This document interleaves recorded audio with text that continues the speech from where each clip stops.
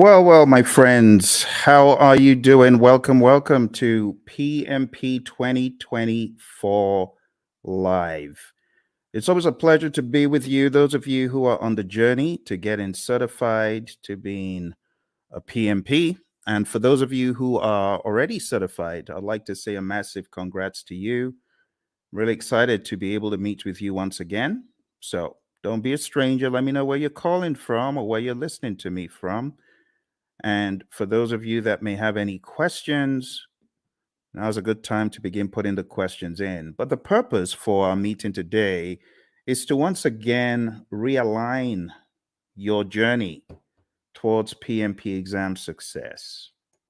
Okay.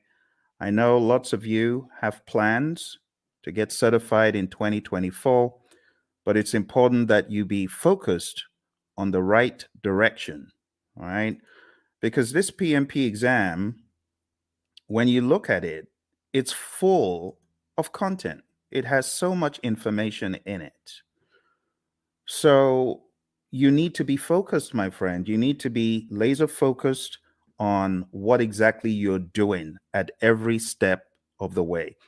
Now, the easiest way is this. Number one, understand Agile. Please understand Agile.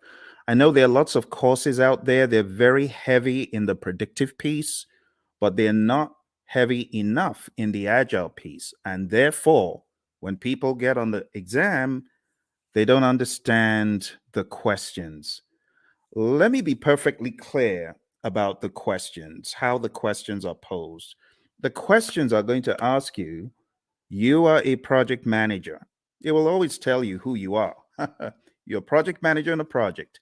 You're doing this, that, or the other. You encounter a situation. What should you do next? But not just that. In the answers, you very well could have a blend of agile and predictive answers. And it doesn't mean you should choose agile all the time or predictive all the time. It depends on the way the answer is crafted. So my recommendation to you, number one, if you have this book called the Agile Practice Guide, read the book. If you've been for one of my courses and you have Agile book, this one, if you have Agile Principle Raw and Uncut, please read the book. In fact, I mean, you can see the relative size, right? This is great. This goes deep. This brings you into the discussion like from a layman's perspective. So if I were you, you can get this on Amazon. You can get this everywhere books are sold, pretty much this as well.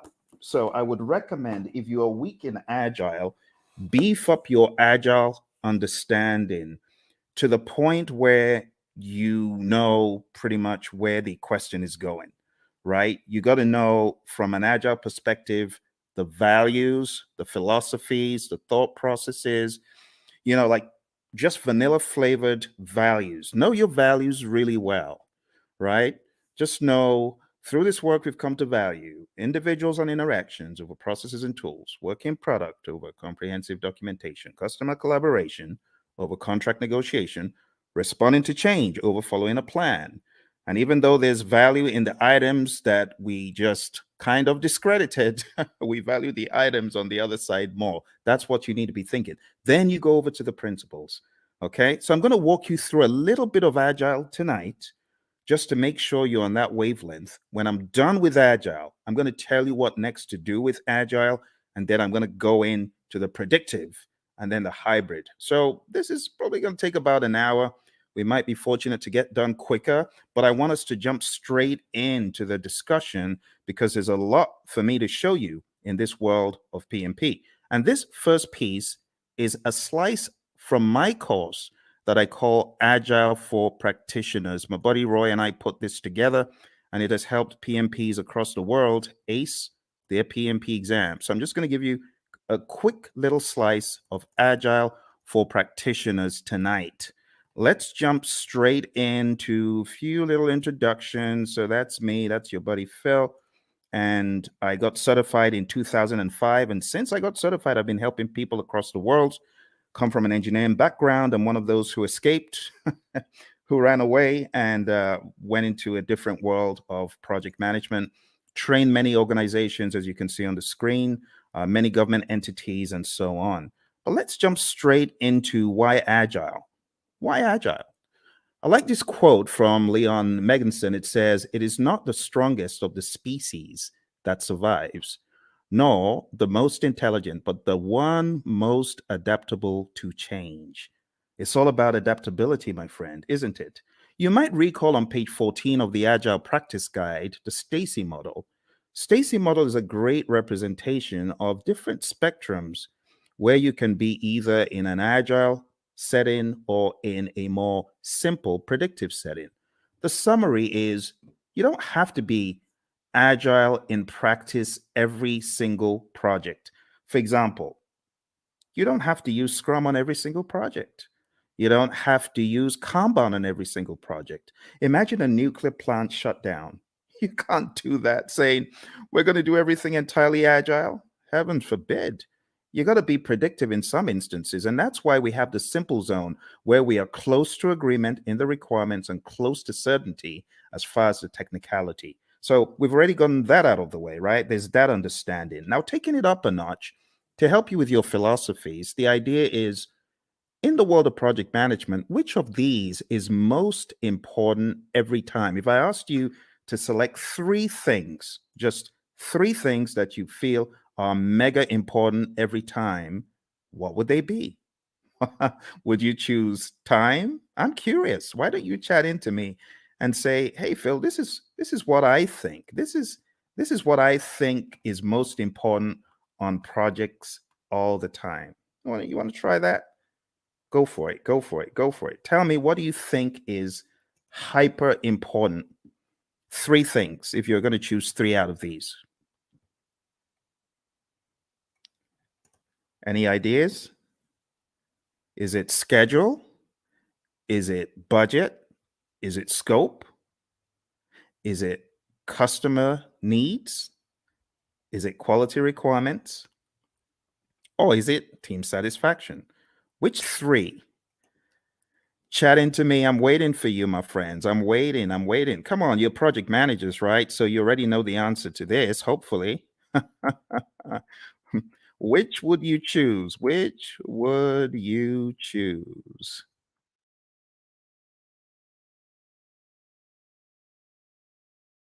All right. Which would you choose? Everyone's trying to be all cute here. All right. Well, what I would choose is probably not the first one because delivering on schedule, if I don't deliver quality, is going to be frowned on. Don't you agree? If I delivered on schedule, but my customer is not happy, what good is that? Right? What about delivering on budget? You deliver on budget, but your customer is not happy. You got issues. You see where the train is going now? So, in order to answer this question, you need to ask, what about the customer? That needs to be actually one of the first things, but it's not the first thing that you think about. You know, the very first thing you should think about? The very first thing you should think about is the restaurant analogy. Have you ever been to a restaurant and you made the mistake of being mean to the waiter and they're going back there and you're wondering, oh my goodness, I shouldn't have done that. Who knows what they're going to do to my food? Has that thought ever crossed your mind? Well, it's the same thing when it comes to the world of project management.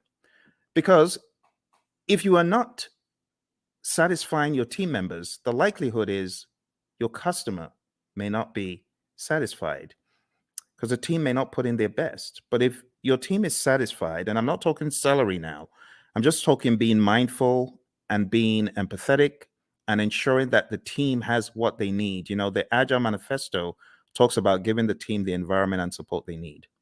When you do that, you're likely to have the team meeting quality requirements, delivering on budget, schedule, scope, and the customer is likely to be satisfied. All that good stuff. Okay, so the best answer to this, I don't know if you noticed, this said all plan scope. So you don't have that mindset of, oh, we have to deliver everything. In the world of Agile, no, that's not our mindset. Our mindset is we got to deliver value. It doesn't have to be all the scope. So I was looking for you to choose the bottom three. That's what I was looking for, just the bottom three: customer, quality, and team. Now, moving on to the next part where we're going to go pretty quick. This is what I was talking about, right? The Agile Manifesto values, which I've already covered, and then the Agile Manifesto principles. I'll just summarize them. Number one, customer obsession. Number two, welcome changes, even late, for the customer's benefit. Number three, deliver working product frequently. We want this to be shorter than 2 months because things change rapidly. You want feedback.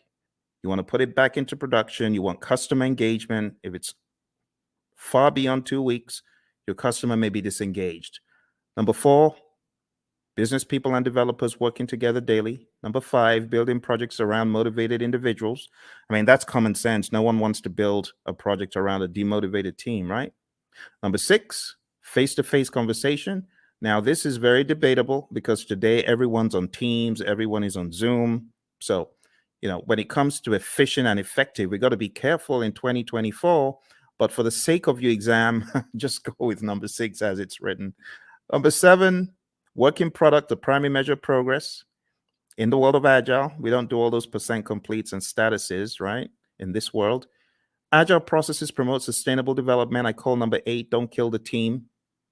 The don't kill the team principle. Number nine, continuous attention to technical excellence and good design enhances agility. Number 10, keep it simple, sir. Keep it simple, sister. Number 11, the best architectures, requirements, and designs emerge from self-organizing team. Just leave the team alone. Let them do their stuff. You hired adults. You hired experts. They'll get it done better than when they were meddled with. And number 12, at regular intervals, the team reflects on how to become more effective. They tune and adjust their behavior accordingly. Doesn't always have to be the retrospective. This could be just a way of life, a day-to-day philosophy. And that's the Agile Manifesto. You do really need to know this well before you exam, okay? Now, let's go a step further. There is one more thing in the world of Agile that I like showing, and that is a difference between the predictive thinking, which is encapsulated on the screen right here. You can see in the traditional world, scope is fixed. But in the world of Agile, what happens? We flip the triangle on its head, and scope is now flexible, right? What is fixed is we have a fixed time box, that's schedule, and then we have a fixed budget, team size. So don't forget these core things about the world of Agile. Finally, before we get out of Agile, I just want to remind you, because I know a lot of people fight this one. The most popular Agile framework is Scrum, okay? If you haven't read the Scrum Guide, you should. Go to scrumguides.org, download it, read it, right? Scrum is a lightweight, easy to understand model. It's based on 3 pillars of transparency, inspection, and adaptation. This is a sequence of activities. What happens? Number one, we have a product backlog, and it's a list of all the things our customers want. Then we have an event. It's called sprint planning. Sprint planning is where we meet to decide what we're going to get done in the sprint. As a result of that meeting, we get a sprint backlog. Once we get our sprint backlog, we then have our marching orders. We are already in the sprint, technically, once we start the sprint planning event. But the next event that happens is the daily scrum. The daily scrum is something that we do every 24 hours. Don't say, oh, we do a weekly daily scrum. No, that's not a daily scrum. It has to be daily. So the daily scrum is where the team meets. They meet as a sync up meeting. It is not a status meeting. Please don't choose that on the exam when they give you the trick question that says the daily scrum is a what? Don't choose status meeting. It's not a status meeting. It's a planning meeting. It's a sync up meeting. There's a difference. So it's not status. Don't think status. We could either answer the 3 questions, and with a mature team, you don't need to pass the mic around. They know what to talk about, right? But some teams prefer to not answer the 3 questions. They prefer to walk the board or just do some other configuration, right? Some very mature teams, they may not even walk the board or answer the 3 questions. But for the sake of your exam, understand that the 3 questions is pretty staple, and then walking the board. It's talked about in the Agile Practice Guide, okay? Then the sprint, how long is a sprint? 4 weeks or less in the world of Scrum.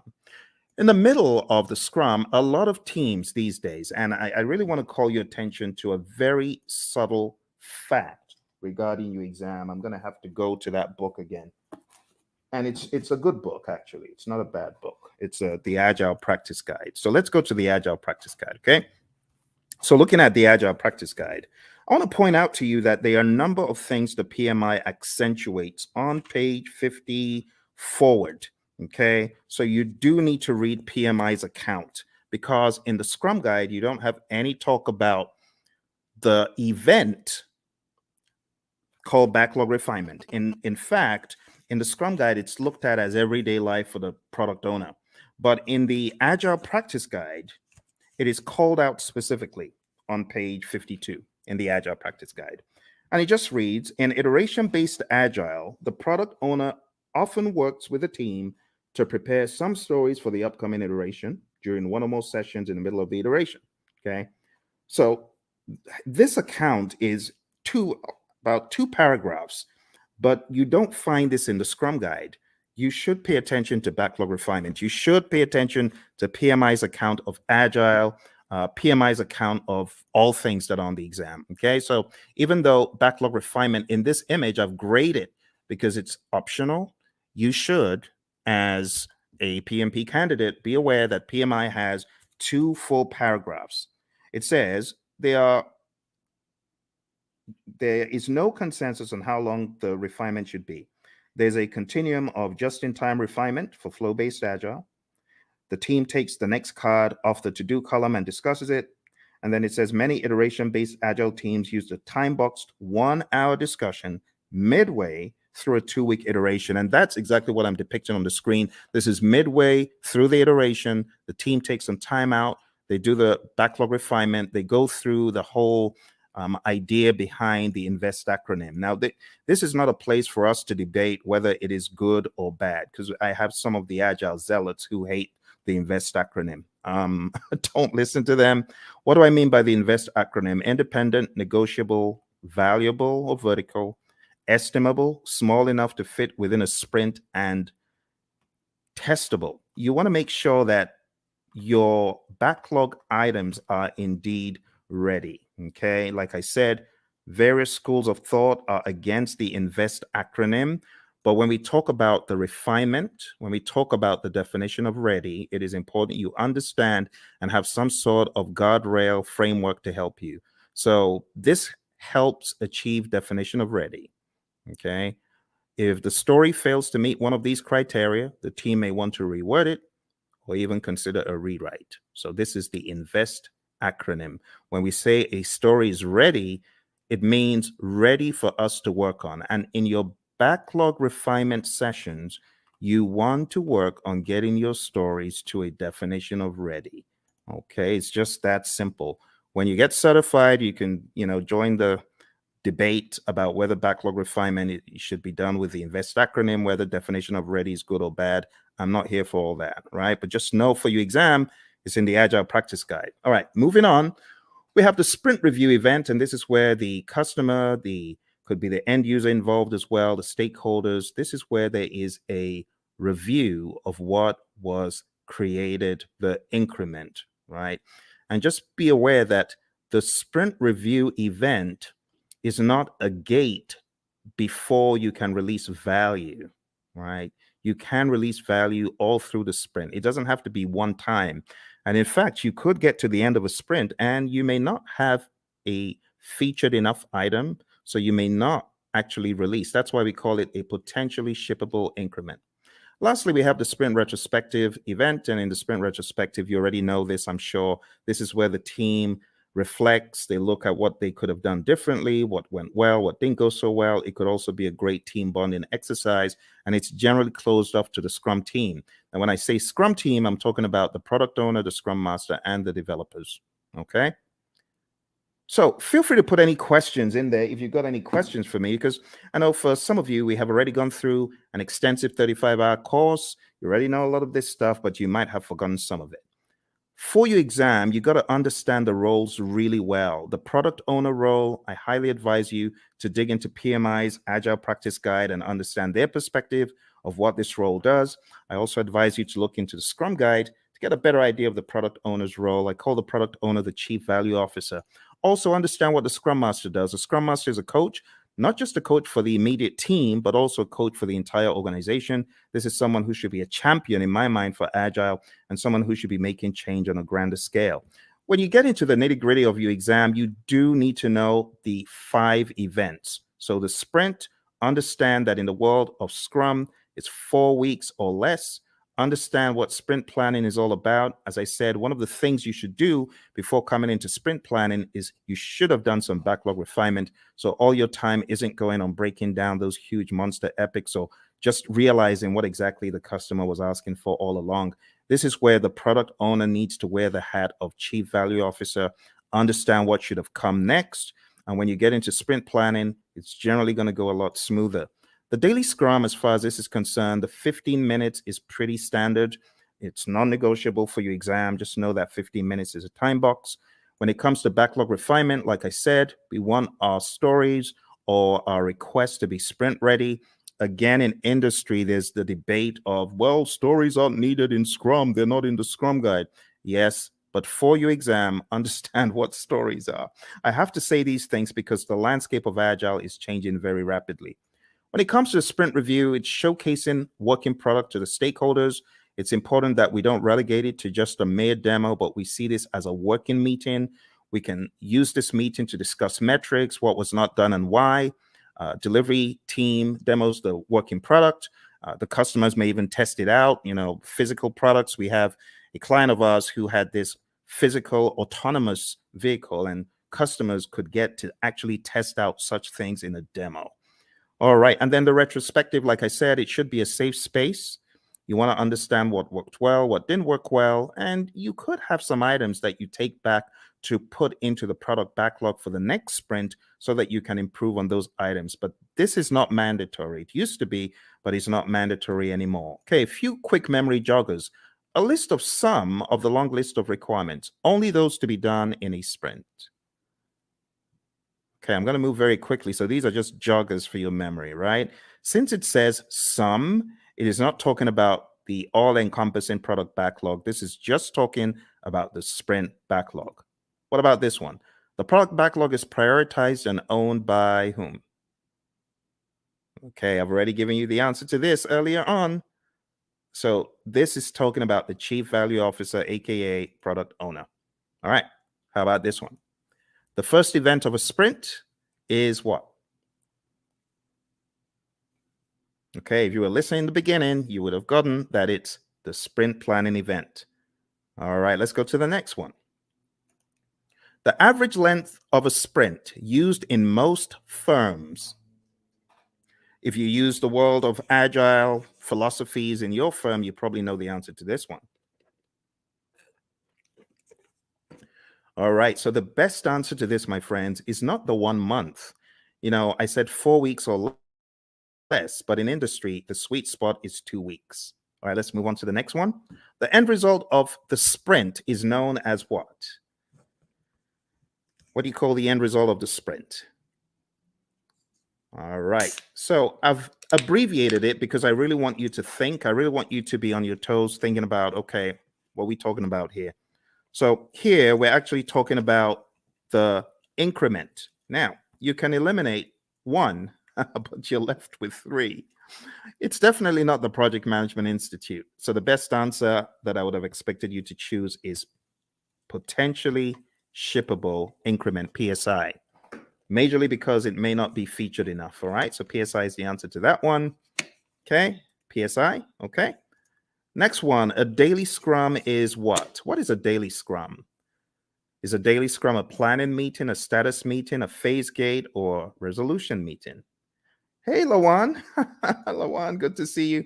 Lawan is one of our PMP gurus. She's already certified. And Lawan's got some other certificates, haven't you, Lawan? So very nice to see you. Nice surprise. What are you working on now that you're a PMP? Tell me what you're working on. I'd love to know. All right. So the daily scrum, Lawan said it's A, and she's correct. It's a planning meeting. We don't want to think of it as a status meeting. That will be an immediate 0. So don't do that. All right. Next one, priming the backlog and preparing it for the next sprint through discussions and reprioritization actions is what?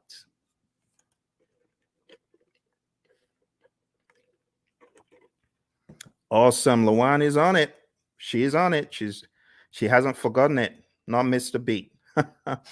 Thank you, Lawan. The best answer to that is indeed what you chose. The answer is backlog refinement. And backlog refinement, we talk about it as being not mandatory as far as an event, but in the Agile Practice Guide, we see it there front and center. All right. The potentially shippable increment should be shown to the customer in a demonstration. This is known as what?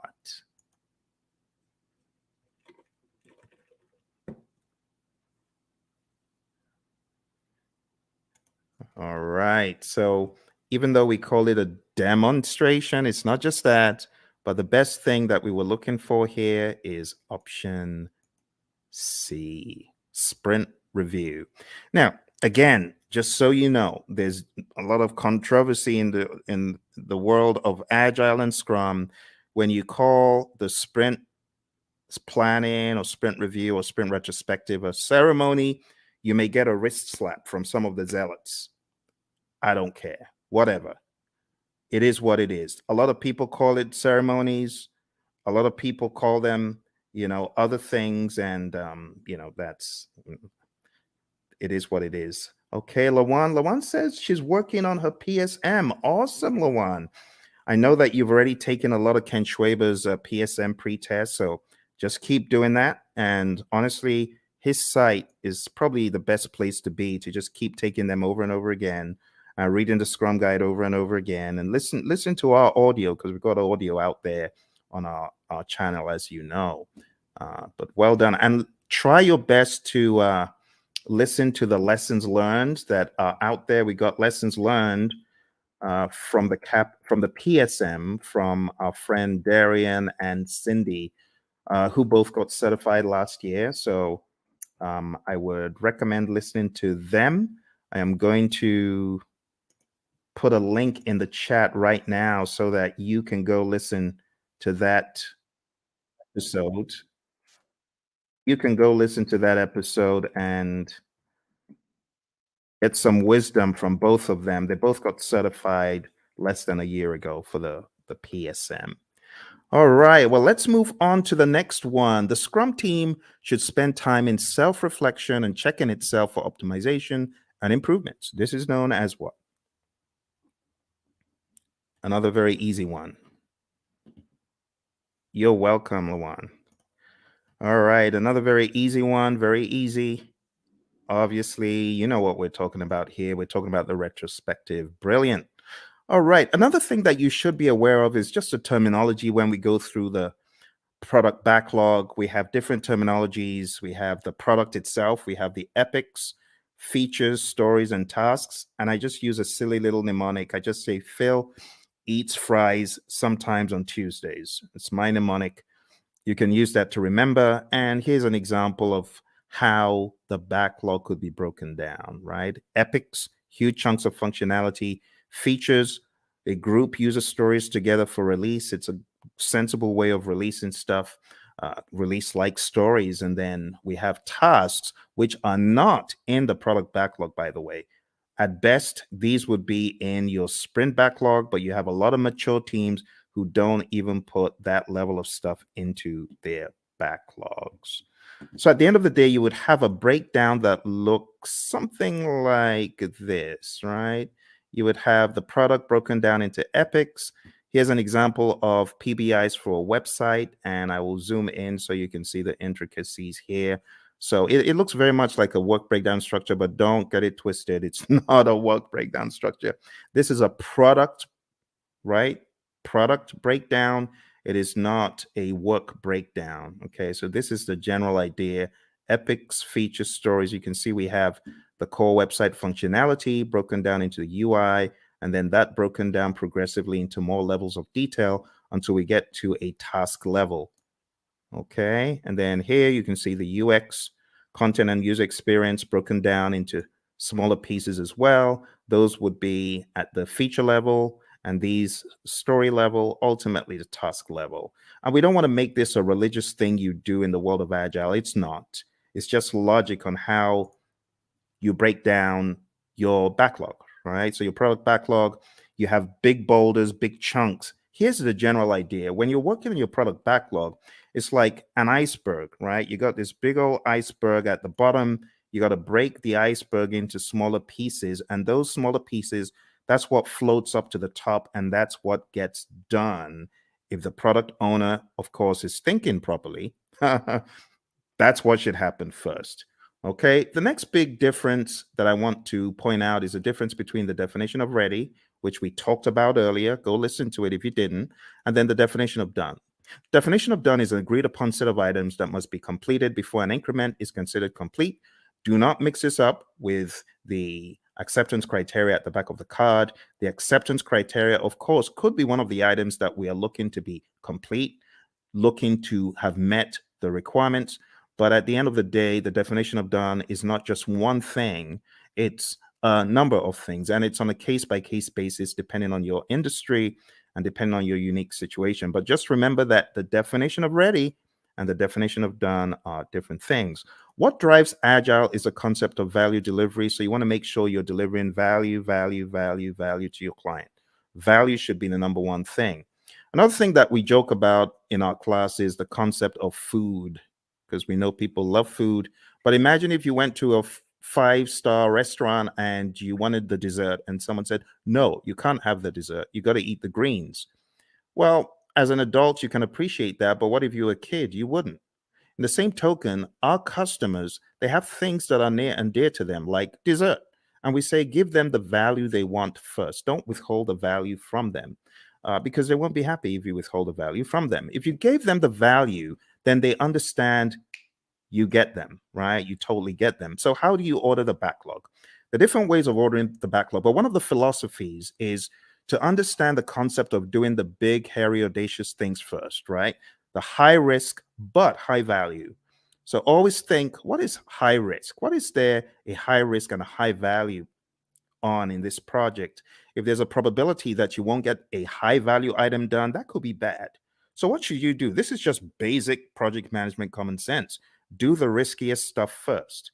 And if you do the riskiest stuff first, there's a likelihood that you will at least get them done.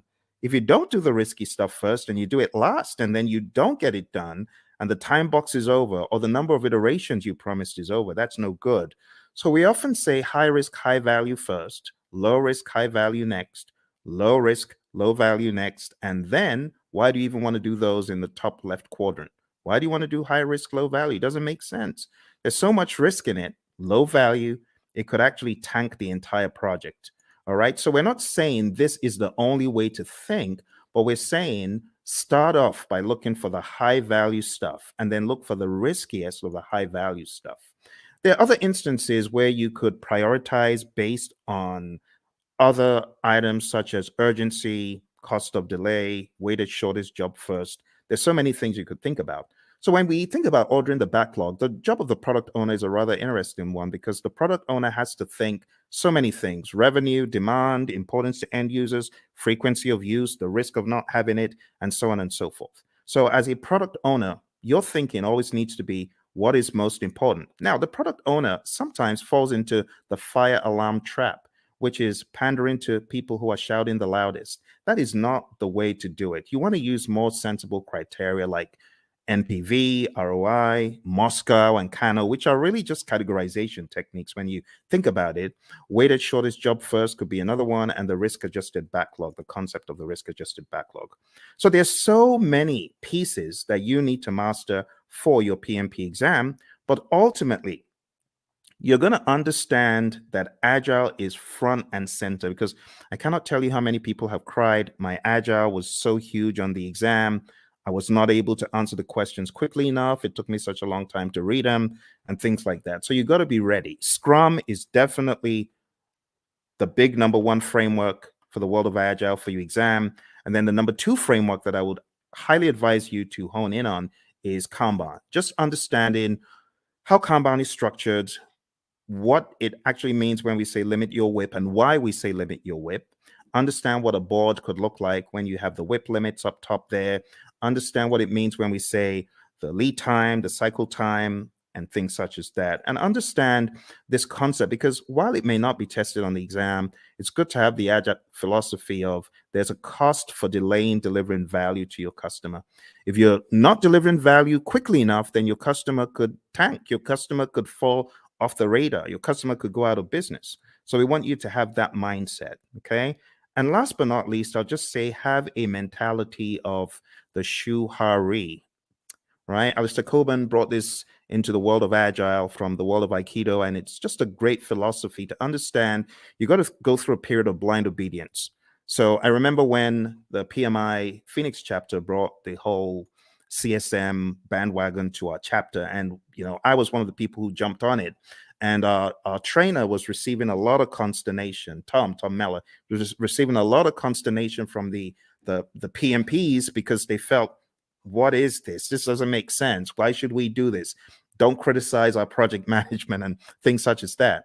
But blind obedience is best. Honestly, if you're coming into the world of Agile, just leave all your predictive stuff at the door, because I was in the world of predictive for eons, but I had to embrace, as they say in the military, embrace the suck. I had to embrace what Agile was bringing, the change in mindset.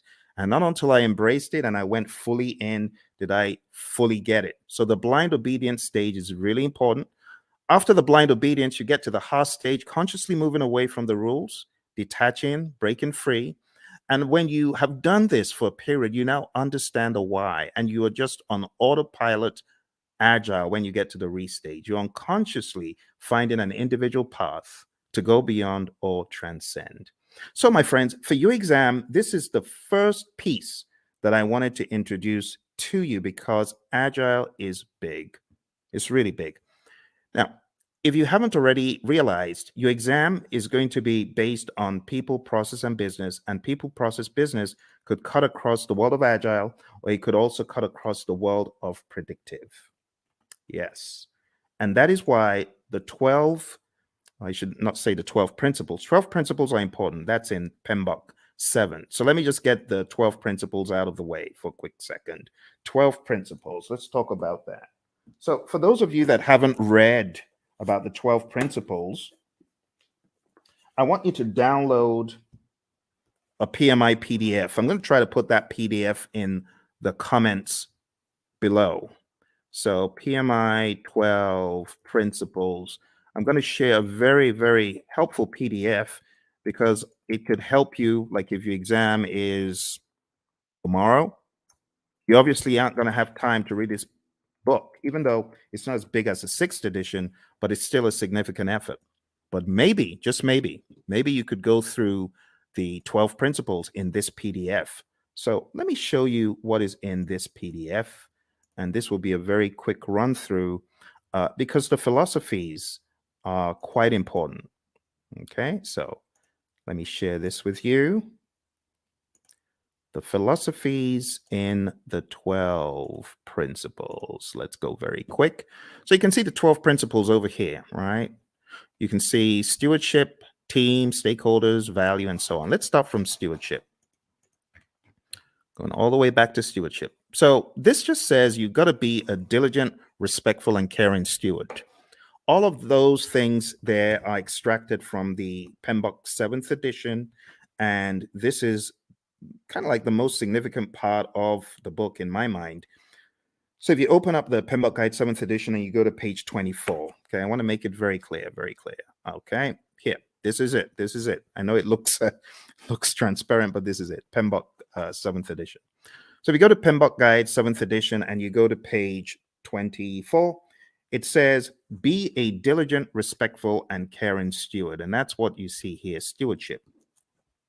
Stewardship includes integrity, care, trustworthiness, and compliance. And the summary is this: act responsibly to carry out activities with integrity, care, and trustworthiness while maintaining compliance.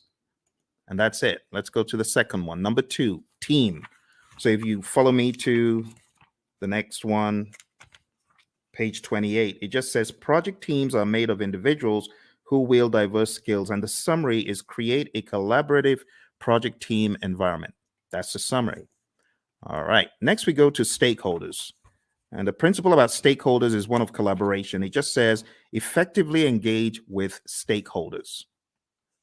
Number 4, value. I've already talked about value today, and this just espouses that same idea. Focus on value. If it's not valuable, don't do it. Continually evaluate and adjust project alignment to business objectives and intended benefits and value. Systems thinking. Always see the big picture. It says recognize, evaluate, and respond to system interactions. That's that one.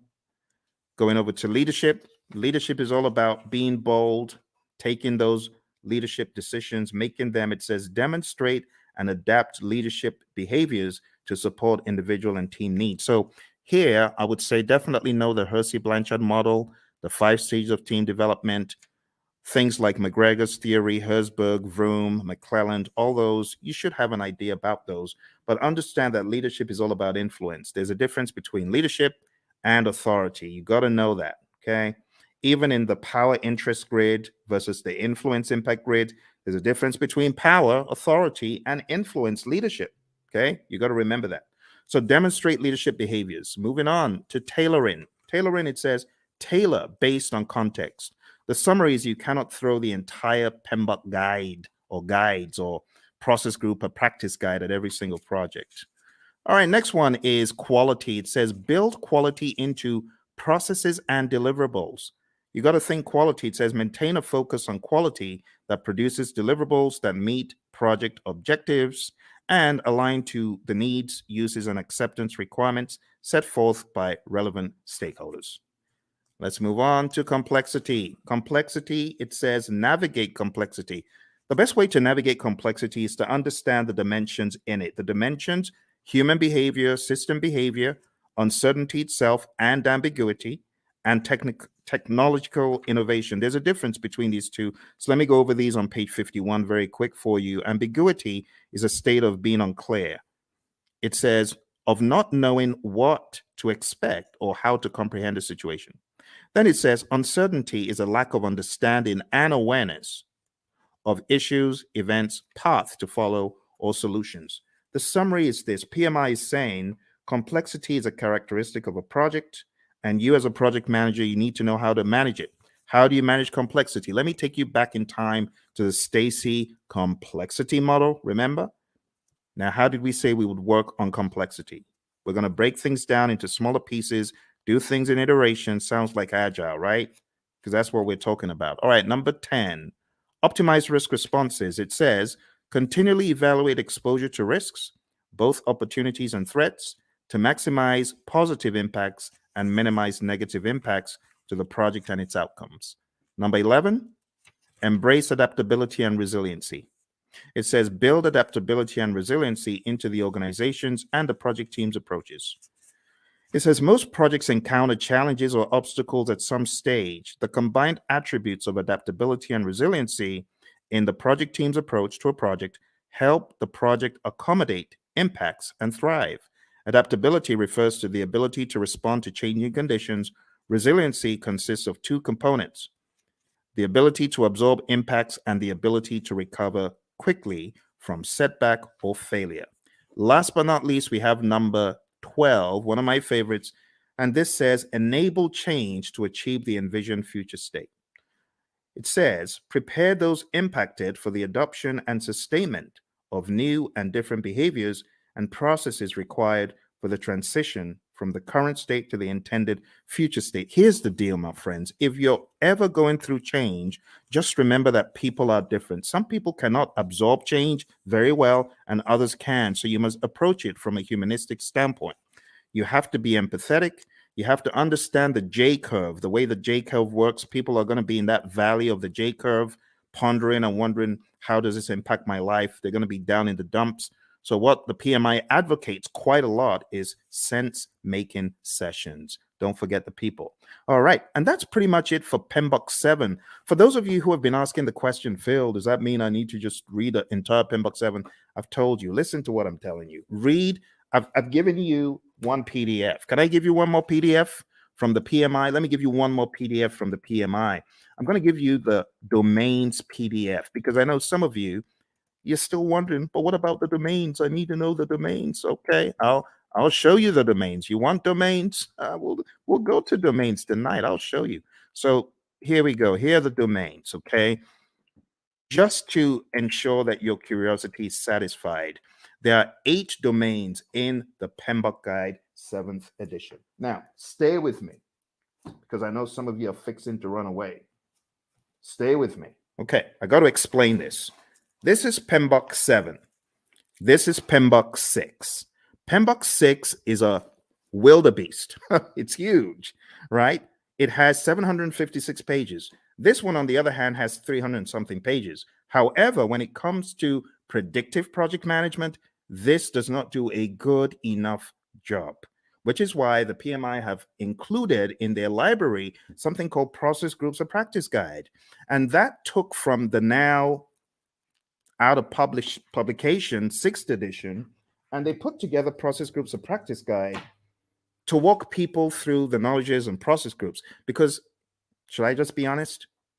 People ain't buying the domains. People are like, we've known the process groups and knowledge areas for the past 2.5 decades.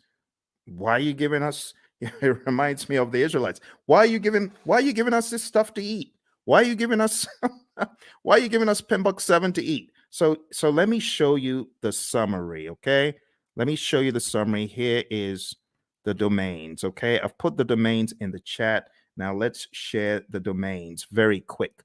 Now, I'm going to read for you from the PMBOK Guide 7th edition, and hopefully you will not ask me this ever again because I feel it's not a very good use of our time, but I know some of you are curious. So let's go to page 7. And another thing about this book is it has 2 sets of pages. You have page 1 in the side where you have the principles, and then you have another page 1 where you have the domains. But let's talk about the domains. Listen carefully. It says, a project performance domain is a group of related activities. That's the difference. It did not say a group of processes. You get it? A group of related activities that are critical for the effective delivery of project outcomes. Project performance domains are interactive, interrelated, and interdependent areas of focus that work in unison to achieve desired project outcomes. There are 8 project performance domains.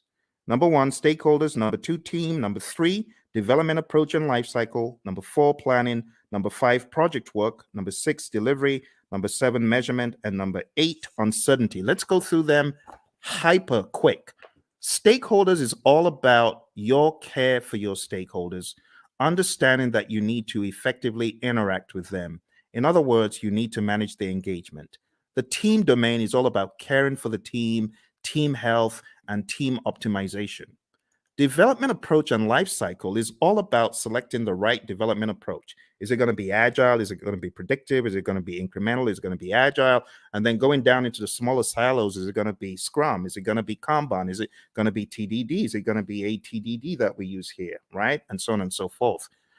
Planning is all about planning the project. It's that simple. Project work, as it says here, addresses activities and functions associated with establishing project processes, managing physical resources, and fostering a learning environment. Watch this.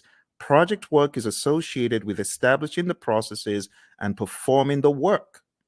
Boom, performing the work. That's the direct and manage project work process and everything connected to it. So just think executing. The next one is delivery. This just makes sense. You create a product, service, result, feature, function. It needs to be delivered. And that's what you're doing in the delivery performance domain. It addresses activities and functions associated with delivering the scope and quality. You see those two? Scope management, quality management. I told you you were not missing anything. That's what these domains are all about. The next one is measurement. Now, this one, I must say, is a worthwhile inclusion in the dialogue, because a lot of times you have individuals who are measuring stuff and their measurements are probably not sensible. For example, a company my buddy Roy worked with, the company said to the testers, we're going to reward you if you find bugs. The more bugs you find, the more rewards you get. So these people aren't stupid. Of course, they had friends who were developers. So the developers started cranking out some soft bugs, not really malicious bad bugs, just soft bugs that will get their buddies a reward. What a ridiculous metric to measure. So don't measure the wrong thing. That's what this is telling us. Measure sensibly, and also be aware of the vanity metrics phenom. Don't fall into the trap of vanity metrics. Actually, the PMI has a very good breakdown of why you should be very particular about metrics. It says on page 96, we have leading indicators and lagging indicators. So be aware of what you're measuring. Is it a leading indicator predicting changes or trends, right? Leading. In other words, the metric is smart. The metric tells you what is about to happen before it does. Or we have lagging indicators. Now, lagging indicators, I'm not saying they're dumb, but they measure deliverables or events after the fact. Okay, so leading indicators, that's your magic right there. Lagging indicators, not bad. They're still helpful, but it's after the fact. And it says what to measure. You got all sorts of things on page 98, which is a good breakdown of what to measure. We go into the concept of baselines, business value, net promoter score, mood chart. I would highly advise at least understand some of the basic metrics in project management, just in case they come up on your exam. So benefit cost ratio or cost benefit ratio, MPV, net promoter score, which is a measure of how happy your stakeholder is or willing to recommend your products or services to others, mood chart, and what else? That's pretty much it. There's some very good stuff here. So if there's one of the domains that I am excited about, I think it's this one. This is definitely value to the project management narrative. On page 112, we have my favorite, the vanity metric, a measure that shows data but does not provide useful information for making decisions. Has someone ever told you to gather data and measure stuff that is just worthless? You know, for example, measuring page views of a website is not as useful as measuring the number of new viewers, because you could have had one viewer go in there 1,000 times, if you get what I mean. So just that whole idea is what we talk about in the measurement domain. Last but not least, we have the uncertainty domain. And it just says projects exist in environments with varying degrees of uncertainty. In that vein, the project manager needs to have a plan, a mousetrap for how to measure the usual suspects. There are 5 of them: uncertainty, a lack of understanding and awareness of issues; ambiguity, a state of being unclear; complexity, a characteristic of a program or project or its environment that is difficult to manage due to human behavior, system behavior, and ambiguity; volatility; and then risk. And honestly, that's it. That's it for your 8 domains. We don't really have to go any further. It would be a waste of time. Now, if you have any questions, I would love to answer your questions. We're going to be hitting about an hour very soon. But before we jump off the call today, there's one more thing that will be in order. And what I want to do next is just talk about the deeper world, the deeper world of project management, by going into, it's the grid. Everyone's like, oh my goodness, not that again. This grid is very important, my friends. It's important for your project management journey. I know a lot of people are not very keen on it, but trust me, you need this. You really need this. You really need this thing I'm about to show you. And it's the 5 process groups and the 10 knowledge areas. We have to go through it tonight. I couldn't let you escape without it. So I would like for you to get a pen and a paper. It's going to be a worthwhile experience. It's going to be good. Let's work on this together. And as I go through it, I want you to ask any questions. Okay, if you have any questions, now would be a great time to ask them. So in the world of project management, according to the PMI, way back in time, there are 5 process groups of project management, and they're just 5 buckets. I just call them buckets of things that need to be done in order for us to get project work done. And when I say project work, I'm talking more about the work that the project manager and the team are going to do to manage the project. You see, there's a difference between doing the work versus managing the project. You hear the PMI talk about a product lifecycle. That's all about doing the work. But then there's talk about a project management lifecycle, which is really code for the process groups. So if you're taking this exam, what is going to help it become easy for you? I heard this again from one of our latest PMPs. Shout out to Lily, who got certified about 4 days ago. She said the same thing. This will help your exam. Highly recommend that you watch this over and over again and you work with me. I am going to be typing in all of the process names and I'm going to be explaining them to you. All right. So why don't we get started with the first area of knowledge? Because we got, I prefer extra money in cash at the top, or I prefer eating mangoes chilled. And then we've got, I saw 6 chipmunks quietly roasting coffee, reading poetry stories. Or I saw 6 Cubans quietly rolling cigars, really puffing smoke. You choose whatever one you want. As long as you remember the 10 areas of knowledge, I'm good. Moving into each one, we have the very first, which is integration. I'm going to be making them a bright yellow as I go through. Hopefully, I remember to be consistent with it. And in that way, you'll know which one we're on. Okay. So right now, we're going into integration. Let's make it a bright yellow. All right. So in integration, the very first thing that happens is the develop project charter process. And in Develop Project Charter, you are creating a document that authorizes the project. You, the project manager, could be working on this, but you don't necessarily have to, because if you've got a sponsor who is capable, they could create this by themselves. They don't need you to do it. But other times, they may ask you to do it. In fact, in a lot of companies, the project manager creates the charter, the sponsor signs off on it. So you have to understand that dynamic. All right. Next, going over to planning, the next thing you do in integration is you develop the project management plan. And this is where you put the big plan together, because there's a lot of stuff that actually happens under the process that we're not seeing yet. There's stuff that happens under integration, and all of that rolls up, technically speaking, into integration at the end. We'll talk about that progressively. Next, going into executing, we have the direct and manage project work process. This is where the work is being done and the major output is a deliverable. So think about it.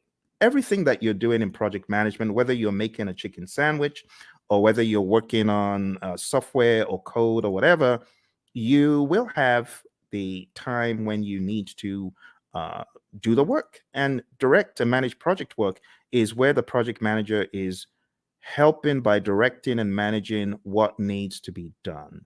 Okay. From direct to manage project work, in addition to deliverables, we get something called the issue log, and we also get work performance data, which is just like you as a project manager, you are observing what is happening on the project.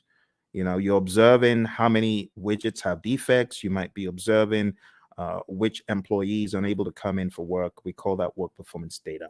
The other thing that happens here in executing and integration is manage project knowledge. Okay, and then moving over to monitoring and controlling, we have a process called monitor and control project work. And this is where we are creating reports. We call them work performance reports. And the reports help understand the status of the project and so on. And the other thing that happens here is called perform integrated change control.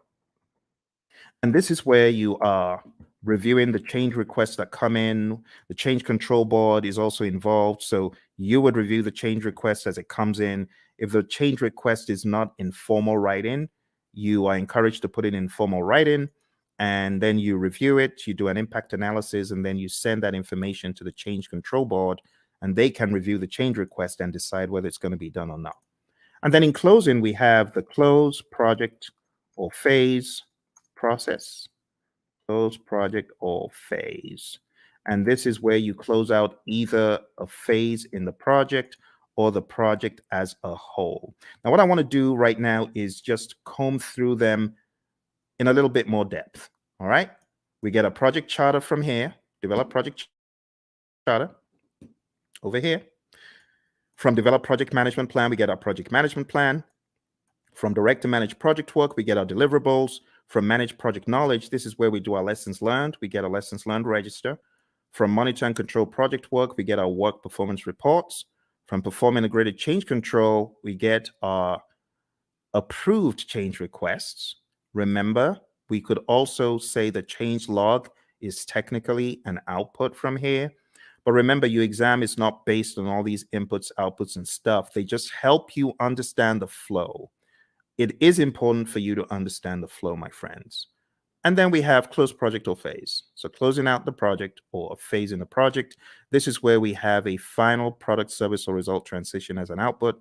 We also have a final report as an output.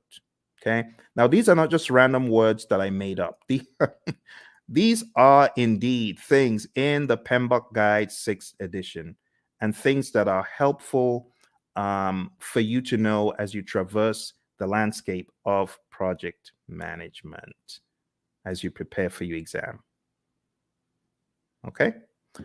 All right. I hope that makes sense. Do send in any questions if you have questions. So that's the first knowledge area. Now, everything that happens under integration, you got to look at it like this. Look at it like this. All this stuff under rolls up. All the stuff under rolls up, technically speaking. Now here, I know we only have one process here, but technically speaking, what you have in identifying the stakeholders, you want to make sure the stakeholders buy into the charter. All the stuff you have here in planning is going to add up to your project management plan. All the stuff you do in executing is pretty much governed, talking about governance from an integrative standpoint. Everything you do in monitoring and controlling is governed up here because all you're checking to see if you're going according to plan in all the knowledge areas is governed at a higher level in monitor and control project work. And close project or phase, it just has that. Okay. And that's the general high level idea.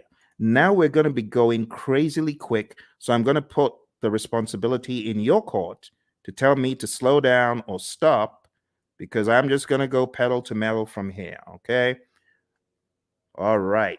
So draw along, follow along. It will be a good exercise. Going into planning, we have plan, scope, management as a process where we decide how to manage scope. Then we have collect requirements, where we are collecting all the requirements, functional requirements, business requirements, and so on.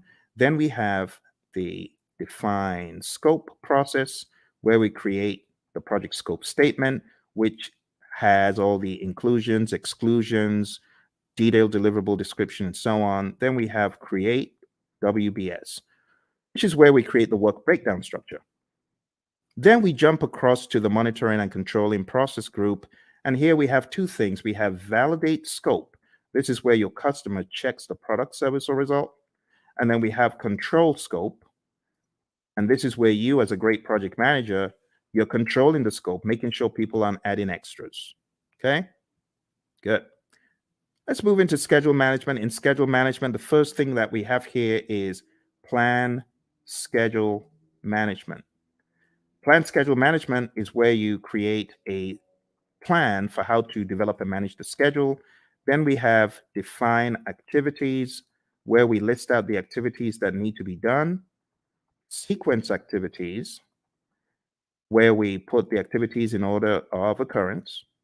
And estimate activity durations, where we decide how long each activity will take. And then we have develop schedule, which takes everything into account. And voila, we have our final schedule, right? We also from here have our schedule baseline. Just to make sure you understand the difference, There's a difference between having a project schedule, which is a living, breathing schedule that you update just sensibly as a project manager, versus the schedule baseline, which is a particular version of the schedule etched in stone. So there is a difference between the schedule baseline and the project schedule, and it helps to know that. Last but not least, on the other end of the spectrum, we have control schedule, and this is where we ensure that our schedule is going according to plan. Okay? Be sure to ask any questions. If you have questions, I will be moving a lot quicker from here.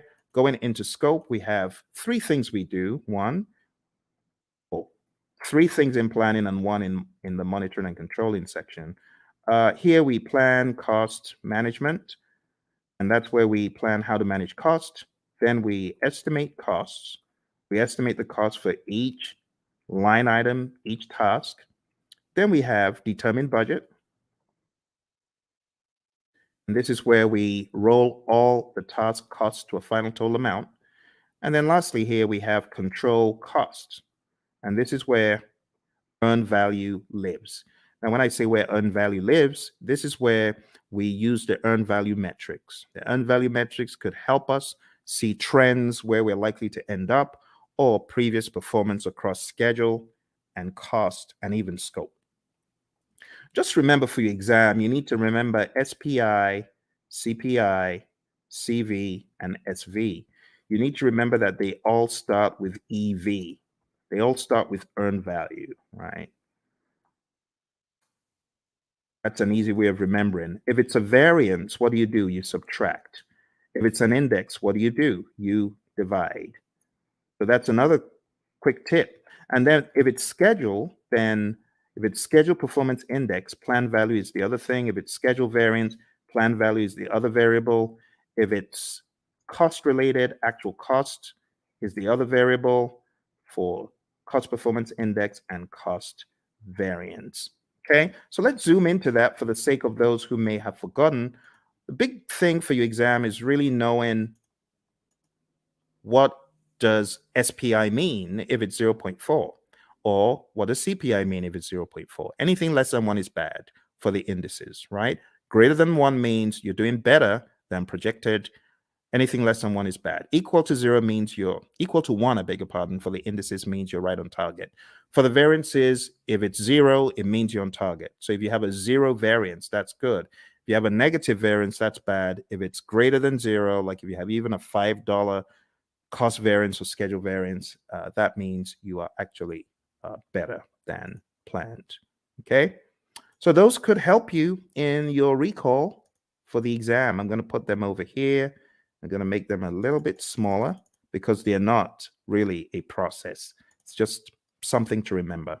All right, let's go over to quality. So in quality, we have plan, quality management,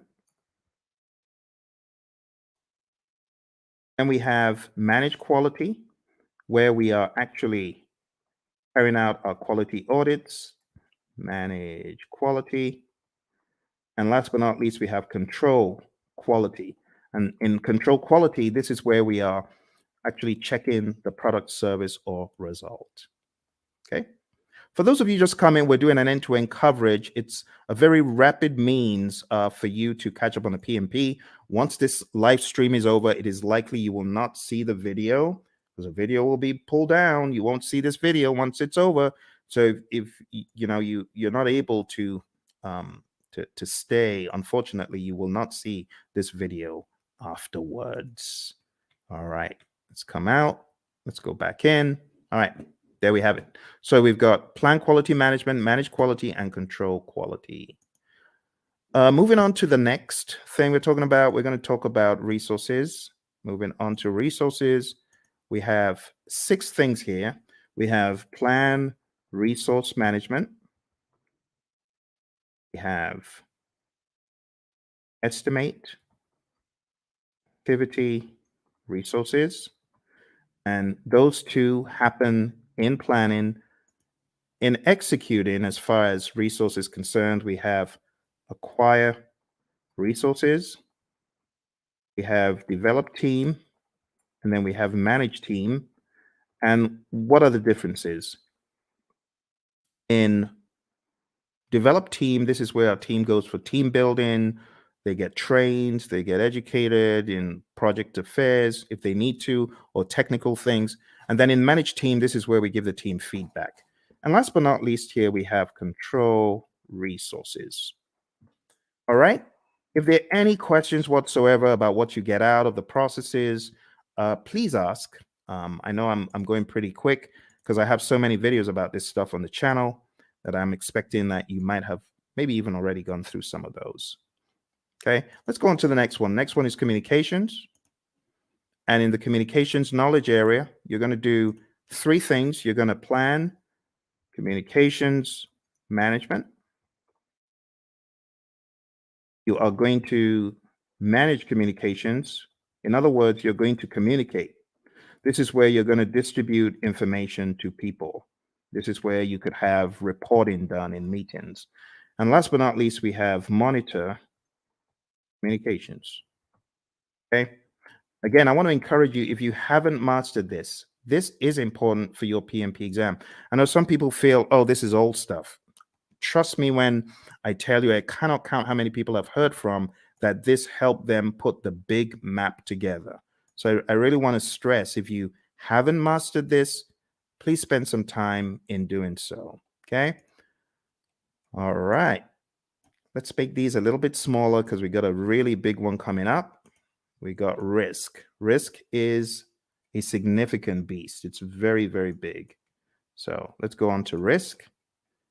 And risk starts off, as usual, with plan risk management. This is where we create a plan for how to manage risk. Then we identify the risks.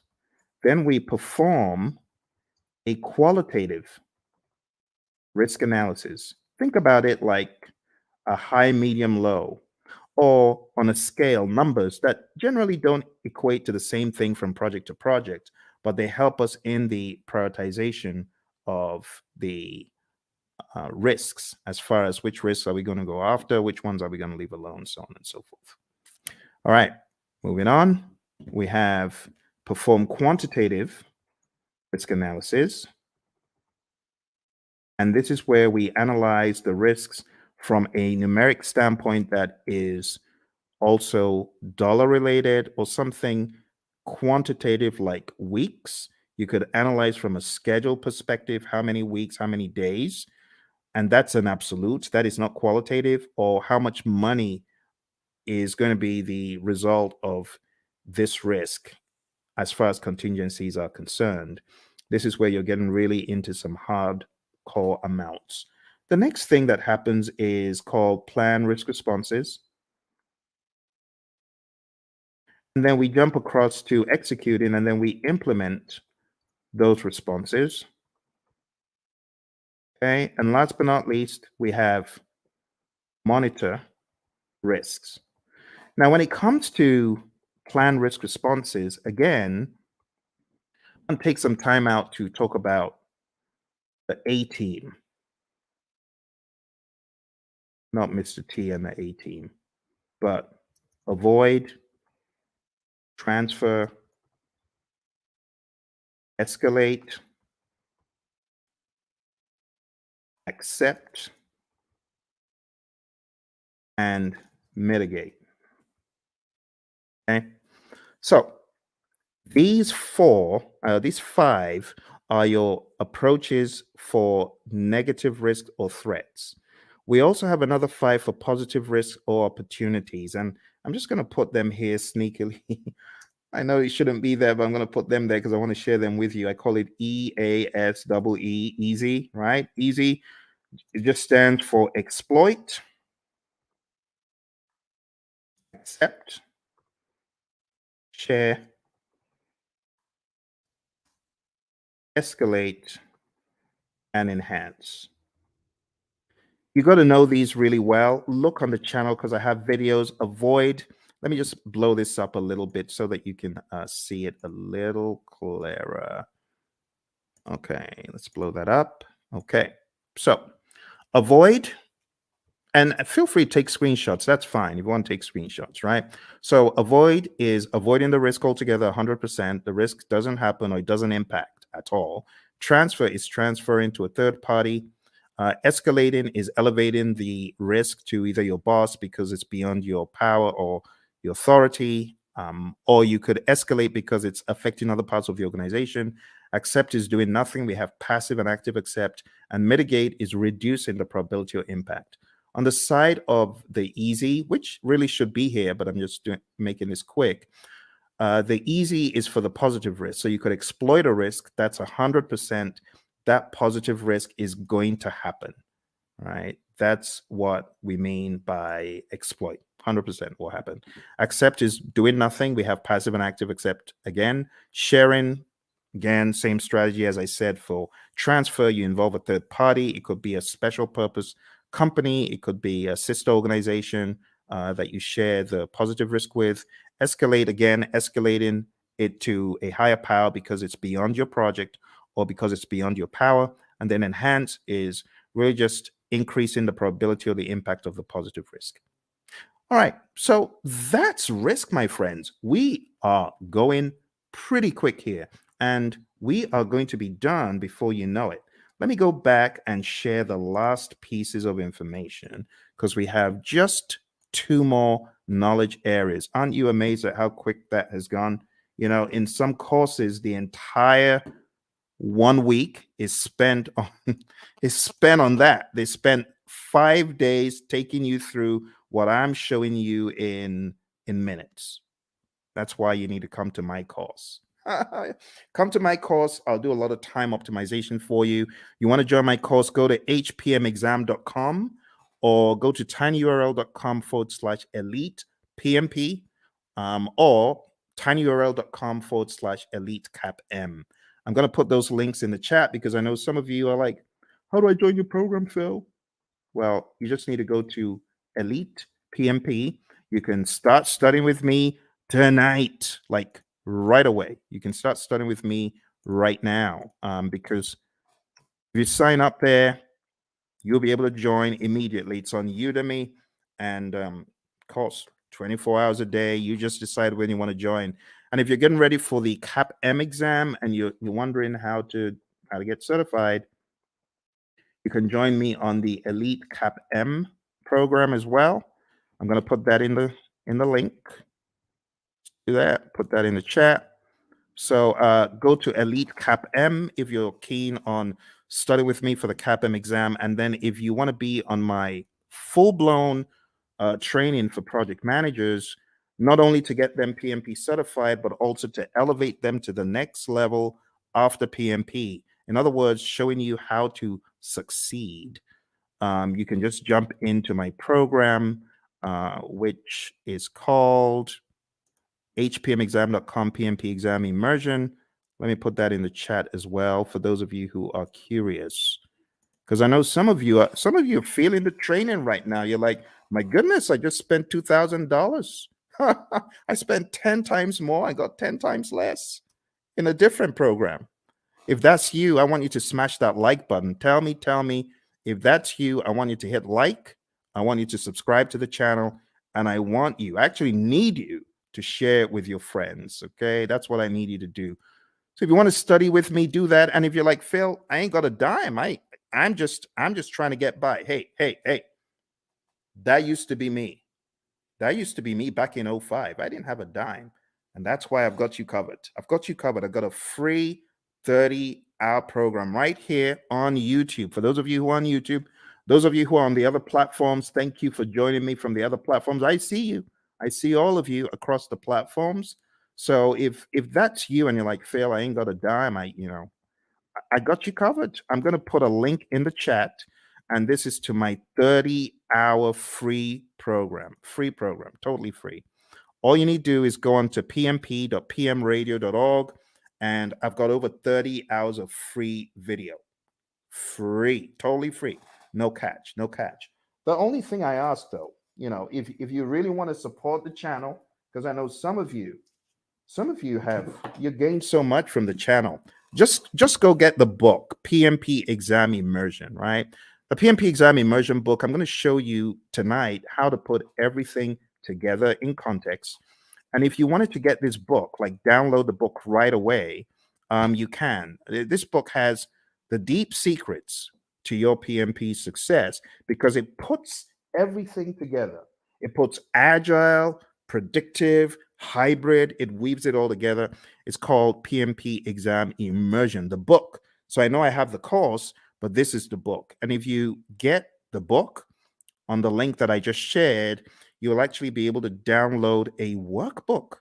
And the workbook has 100 of these crazy, what should a project manager do next kind of questions. So whatever the case, whether you can afford it or not, I got you covered. For those of you who say, Phil, I'm just, trying to survive here. That used to be me. So I got you covered. Don't worry. Just go to pm.pmradio.org, and you're gonna be extremely delighted when you see what I have in store for you guys and girls. Okay. So let's jump into the final piece of our journey today, which is going over the last two. I'm going to make the others very small, just so that everything can fit on the screen. Okay. Some of these processes, they occupy a lot of space. I might be able to make a few of them bigger, like quality is actually not that much. And if you haven't gone through this rites of passage, well, I'm glad you're going through it right now. This is a brilliant opportunity for you to see how the entire table comes together. All right, so procurement. What do we do in procurement? Number one, we plan procurement management. Plan procurement management is where we decide, are we going to buy or not? Are we going to make or are we going to buy? If you decide to buy, then we go through the procurement process, the philosophies, right? And we do the RFPs or the RFQs or the RFI, request for proposal RFP, request for quote RFQ, request for information RFI, IFN, invitation for negotiation. I'm talking so quick because I want to get done. I want to get done. It's a weekend. It's a weekend. You see, the labor of love, your buddy Phil is here for you to help you. Because once I hit the road again, it's going to be hard for me to do these. And I hit the road very shortly. All right, conduct procurements is where you take a look at all of the proposals that were sent in and you select one or two, you award a contract, and then control procurements. This is where you are checking to ensure that the vendor, the seller actually did what they promised. You want to make sure that they are delivering. You want to make sure that they are on time. You want to make sure, as one of my students said, hey, my client just showed up and we do interior for airplanes and they just showed up to do an audit. That's control procurement. You want to make sure that the seller is really upholding the quality. And the funny thing is they weren't, because, some of these folks, they bring in, they want to show off to their friend, like, oh, you need to take a look at this aircraft that we're refurbishing. So unfortunately, on that day, one of them brought his buddies into to the workplace. Bad move because the customer showed up. All right, let's finish this off. All right, last but not least, we have stakeholder. So over here, we have identify stakeholders. This is the only one that you have in the initiating process group. And then we have plan stakeholder engagement. And then we have, after you've planned how to engage a stakeholder, then we have manage stakeholder engagement. This is where you're actually engaging your stakeholder, speaking with them, communicating with them, working with them. And last but not least, we have monitor stakeholder engagement. Okay. And my friends, that's it. I just showed you. Please give me a round of applause. Give me a round of applause, please, please, please.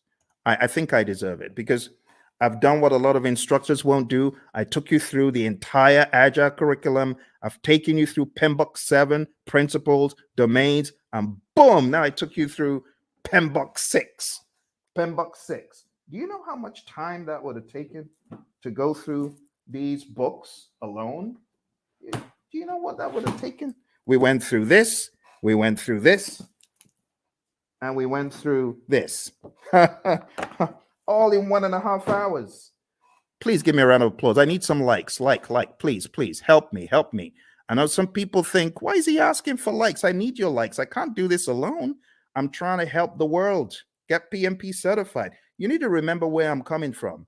On my PMP exam, question 20. Do you know what the time was? Question 20. I was 1 hour in to my exam on question 20. Think about it. If this exam has 180 questions and this guy's only done 20, how many hours does he need to finish the exam? The wise people would say 8 more hours. You're correct. It was a disaster.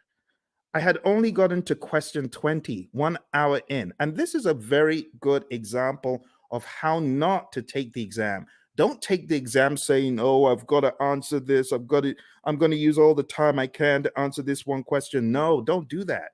Don't do that. I was spending 3 minutes a question. How foolish. Instead of me to go with my gut and just keep mowing them down, just keep going. Even if you feel they're not right, you don't have the luxury of time. I've had a lot of students who say, Phil, I was shocked. I ran out of time. Normally, before I got into the exam, I was killing all of my mock exams. Of course, because the stakes are higher. Your brain is going to be working differently. You're going to be working differently. So don't try that stuff that you do at home on the real exam, okay? Which is why I say roll up your sleeves and go to a test center, smell the coffee. It'll kick in. It'll kick in. Just drink the coffee, but smell the coffee because you realize the stakes are high. Long story short, after 1 hour, I started writing my eulogy of the PM slain in the Battle of PMP. The PMP who tried his best, the PMP aspirant, the PMP wannabe who tried his best. Phil tried his best, but alas, he was slain at the Battle of PMP. Why was he slain? He didn't have his weaponry right? So I was crafting my eulogy until a conspiracy theorist gremlin pounced on my shoulder. And I'm grateful for that conspiracy theorist gremlin. And the gremlin said, the PMI is looking at you from behind the scenes, and they can see that you got all the questions wrong, and they're giving you more of those questions. You got risk wrong, and they're giving you more risk. You got schedule wrong, they're giving you more.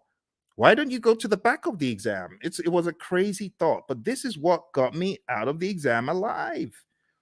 I jumped all the way to the back of the exam. Back in those days, you could move backwards and forwards between all the questions. And back in my day, there were actually 200 questions. So I went all the way to the back and I started doing the questions from the back. Truth be told, hey, use this. Use this as the fire escape. For me, it was the fire escape. I started backwards and I realized the questions were easier from 200, 190, 180, 170, 160, 150, 140, and just kept doing the exam backwards, and it was easy. Then I got to a pocket of difficult questions. It's like these question writers are like fiends from the pit. They know where to grab you, and they just, boom, dollop a boatload of hard questions, and it's like quicksand. Don't be moved by that. You can jump over the quicksand, or you could just do C, D, E, C, C, C, whatever the options are, but don't get stuck in the quicksand. I didn't get stuck in the quicksand. Kept mowing them down. I think I had a pocket of difficult ones in 120, kept going back around 70 something, difficult ones around 50. I didn't care. I was just mowing them down, doing my best. And then I got back to question 20. And guess what the time was? 3:55. Pretty much I had 5 minutes left. And the question is, am I going to start changing stuff, or am I just going to end the exam? Took a deep breath. Boom, end the exam. And then the screen goes blank. You've been selected for a survey. We would like to find out, did you enjoy your exam experience? Was it clean? Did you like the staff members? Oh my goodness. Now I have to go all the way through this ridiculous survey saying, I liked it, I didn't like it. But remember, the conspiracy theorist gremlin is saying, fail, you got to say you like it, because if you said you don't, you're going to fail. So what did I do? Yes, I liked it. It was good. It was clean, even though it was dingy and dim lit. Everything was good. It was good. It was good. It was good. Then press the end button and the screen goes blank for like an eternity. Congrats. You've passed the exam. Talk about being chased by, you watch those TikTok videos of crazy bear out of somewhere in Colorado, those bears. That was me. I felt like I had run from the crazy beast. And that's why I do what I do. Because when I came out of the exam, I promise that if I come out of the exam alive, as I'm writing this crazy exam called the PMP exam, I'm promising if I come out of this thing in one piece, two promises. Number one, I promise I'll never curse the PMI. I won't curse them as I always have been. And number two, I promise I'll tell everyone anything in the world that moves. I'll tell them this exam crazy. Crazy exam, crazy exam. That's why I say take no prisoners. Do everything you can before you find yourself in front of that computer monitor. Do everything you can. All right. Final thing we're going to talk about today, my friends. I'm going to show you the PMI's secret sauce for the PMP exam. They have a secret sauce for the exam, and that secret sauce is encapsulated in a document. And the document is simply called PMP Exam Content Outline. I'm going to put that in the link so that you can download it and read it. I'm showing you where all the treasure is buried tonight, my friends. You know, like I said, I'm hitting the road again. I don't know when next I'm going to be able to do this. It's going to be a while. Here we go. Here we go. That is the PMP Exam Content Outline. And I'm going to go over the outline with you, but I'm not going to do it the usual way. I'm going to do it differently. I am going to do it very quickly by going through my special roadmap. It's a roadmap I created for the PMP. And it cuts off, I would say, about 10 hours. It cuts off 10 hours from the curriculum because it's very rapid and effective. Are you ready? Let's jump into it. Let's jump into it. Here we go. Here we go. For those of you that have been on since we started, thank you very much. I hope you're finding value from it. Your exam is going to have people. 42% of the exam is people, 50% is process, 8% is business. And then you can slice that across 50% agile and hybrid, 50% predictive. Okay? So what am I trying to say? I'm trying to tell you agile is a beast, a big old beast as big as predictive. Here's the breakdown one more time. See that? So pay close attention to the process domain, but don't forget, you could slice these into 21, 21 for people, 21 agile and hybrid, 21 predictive. For process, 25 agile and hybrid, 25 predictive. For business, 4% agile and hybrid, 4% predictive. That's the general idea. Okay. Let's go into the people domain very quickly, and I'll just try to wrap it all up. Okay. Number one, I have changed the order from what is in the outline that I sent you. In the outline, it starts off with manage conflict, and then it goes into lead a team and so on. But I'm changing it because I want you to get the flow. The flow doesn't make sense in the outline. I want you to get more of the flow from a time perspective. So number one, what I want you to think about first is building a team. You build a team, and then you begin to define the team ground rules, do's and don'ts, and acceptable behavior. And then you begin to lead a team. You know, my mentor, John Maxwell, he says a true measure of leadership is influence, nothing more, nothing less. You're going to lead the team to success. You're going to help the team understand what to do on the project. Leadership is all about example as well. The Hersey-Blanchard model is also a very good one to talk about here. If you haven't heard about the Hersey-Blanchard model, this is it. The thesis of the Hersey-Blanchard model is you need to be a situational leader. You can either be in a directing mode, depending on the individual. This is where you give low support and more direction, or in a coaching role, or in a supporting role, giving more support than direction, and in a delegating role where you just know the keys to the kingdom are safe with this dude, this girl, because they've proven themselves time and time again. But you don't always stay in one quadrant. You move around depending on the individual and the circumstance. With someone, you could have a delegating approach, but if you change the environment, you may need to have a more directing approach with that same individual. And that's the general idea. The other thing that you really need to know for your exam is the 5 stages of team development: the forming, storming, norming, performing, and adjourning. This will help you on the questions. There's also subtle lingo used. So when it comes to forming, the team members are independent. When it comes to performing, the team members are interdependent. So you got to understand PMI's lingo when it comes to these. I would say it's worth checking how they discuss the 5 stages of team development, or Tuckman's ladder, Bruce Tuckman's ladder.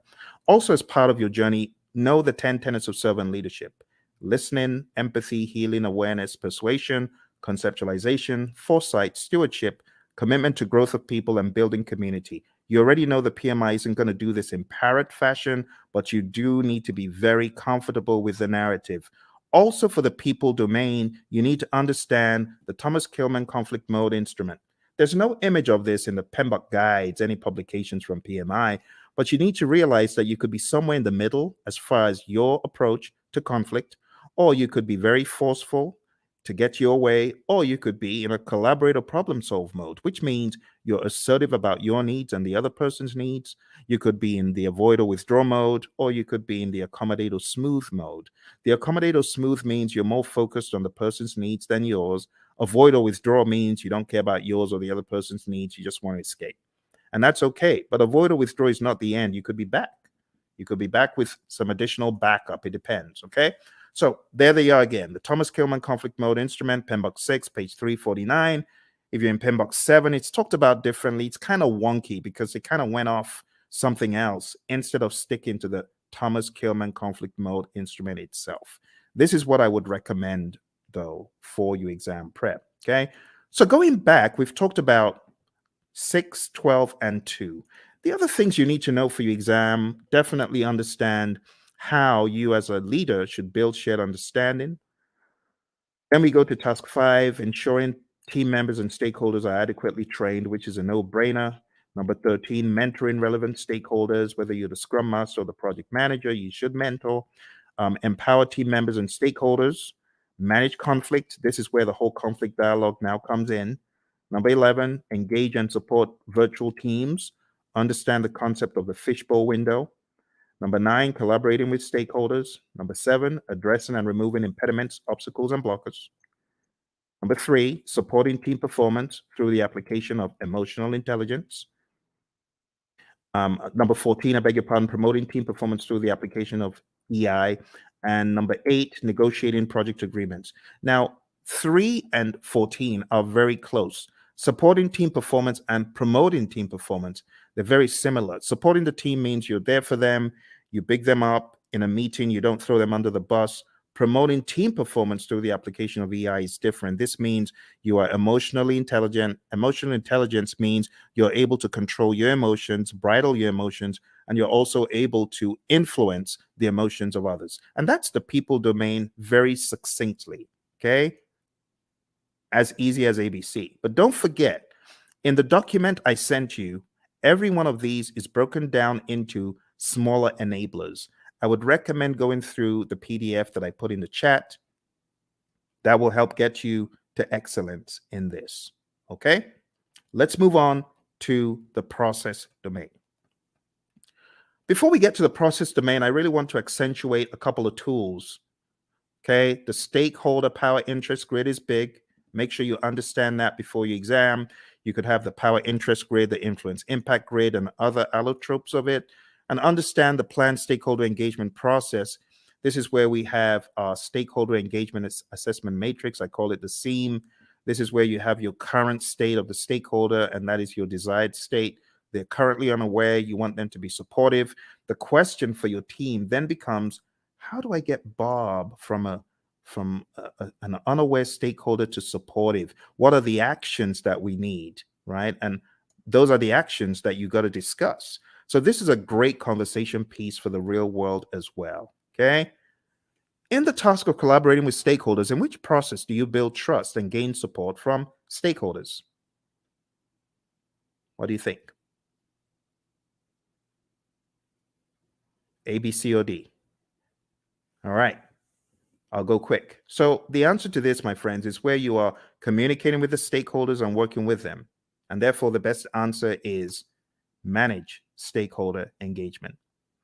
You won't get questions like that on the exam because those are very prescriptive to process name, but still you could get the process names expanded upon and camouflaged. So you do need to know what you're doing in each process. Here's another one. On your Agile project, when facilitating a meeting with stakeholders, it is critical to do what? Is it hold the meeting in person?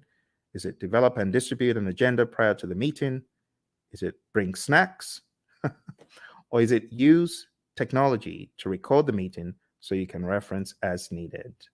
What do you think? Which one is more agile than the others? Which one makes sense? Okay, so which one is critical? In which one would the meeting sink if you didn't do it? Think about it. It's like a trick question. But you're not required to hold meetings in person in the world of Agile. You don't have to bring snacks and you don't have to record, but it would make sense. For example, if you're holding a retrospective, it would make sense for you to have an agenda and for you to share that. Okay. So this is an example of how, oh, looks a little bit difficult. Am I in the world of predictive? Or mine, it sounds a little bit predictive in the answers, but it says Agile. So you got to be ready to face things like that. All right, let's move into the next domain, which is process. Okay. As usual, we have our roadmap, and these are the things we've just talked about. So I'll be very quick. Number one is actually task 13. So this is where you determine the appropriate methodology, the methods, the practices. Are we going to be agile, predictive, or something else? Then you got to establish a project governance structure for rules and regulations and how things work. And then number 9 is pretty much integration. You got to integrate project planning activities. Number 17 is plan and manage project or phase closure, pretty much close project or phase, which we've already looked at today. Number 8, plan and manage scope. Number 6, plan and manage schedule. Number 5, plan and manage budget and resources. So at a high level, number 8 is really scope management that we looked at. Number 6 is schedule management. And number 5 is budget and resources. I'm sorry, it's a little bit obscured because of the color on the screen. Number 7, plan and manage quality of products or deliverables. That's quality as a knowledge area. And all of these also double in the world of Agile. Don't forget. Number 3, assess and manage risks. We've taken a look at that. Number 12, procurement management, pretty much. Number 1, execute the project. Now we can execute the project. After you've done all that planning, now you execute with urgency to deliver business value. Number 16, ensure knowledge transfer for project continuity. Make sure that you're transferring the knowledge, because if that person leaves, what's going to happen? That needs to be your question. All right, manage project issues, have an issue log. Make sure you chase those impediments as vehemently as possible before they eat you alive. So we talk about impediments, obstacles, and blockers. So the question is, what is the difference between an impediment, an obstacle, or a blocker? And the answer is an impediment slows you down.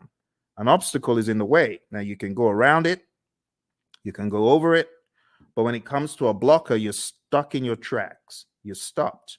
That's really bad. They're all bad, but blockers are the worst because they just stop you in your tracks. You can't move. When we talk about managing project issues in the world of predictive, all of those things are in your issue log. You got to go after them. Manage project changes just means manage changes using your change management plan. Your configuration management plan must also be considered. This is manage project artifacts. 3 artifacts in Agile. Who remembers?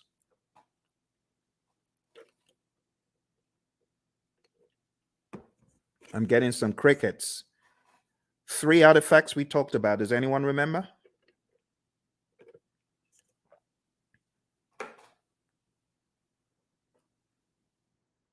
Hello? Everyone's quiet. Okay, I don't bite. All right, so the artifacts I was looking for from the world of Agile is your product backlog, your sprint backlog, and your increment or PSI. In the world of predictive, I was expecting the baselines and the plans pretty much. They're possible artifacts. We could also say our burn charts are artifacts from the world of Agile and things such as that. There are other things we could include. All right, managed communications is the next one. Pretty much managed communications, the communication knowledge area, and then engage stakeholders pretty much the stakeholder management knowledge area that we've taken a look at. Okay. Don't forget, there's some really important stuff in the Agile Practice Guide as far as the incremental Agile predictive iterative mantra, knowing when one is better than the other. So if there's a low degree of change, but there's a high frequency of delivery, it's incremental, stuff like that. This image is going to help you master. Again, know your Scrum, know your Scrum, know your Scrum inside out. Read the Scrum Guide. Make sure you go to scrumguides.org. As I recommended earlier, read it, go through it, go to Ken Schwaber's website, scrum.org, and make sure you take some of his Scrum basic assessments. They will really help you get very firm in Scrum. And don't forget the PMI's Agile Practice Guide, page 18, table 3-1. This is a table that you do, in my mind, absolutely need to know before your exam. And when it comes to the world of risk, just understand that risk can be positive or negative. Like in this image, we have, okay, the mouse gets the cheese. Well, that's a positive risk. Or the trap gets the mouse. Okay, it's a negative risk. But from whose perspective? From the perspective of the mouse. But what if we're talking about the homeowner? From the homeowner's perspective, what if the mouse gets the cheese? That's negative. So you always have to put on your perspective hat. Speaking of hat, the mouse is wearing a hat. So what strategy has the mouse adopted from this? Well, the answer would be mitigate. The mouse is trying to mitigate. Okay. Let's move on to the final domain. The final domain in this narrative, my friends, is a business domain.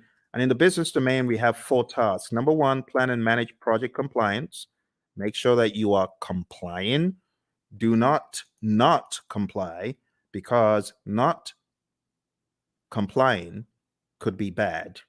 We're going to hear from our buddy Roy very quickly here. He's going to share an agile perspective of compliance.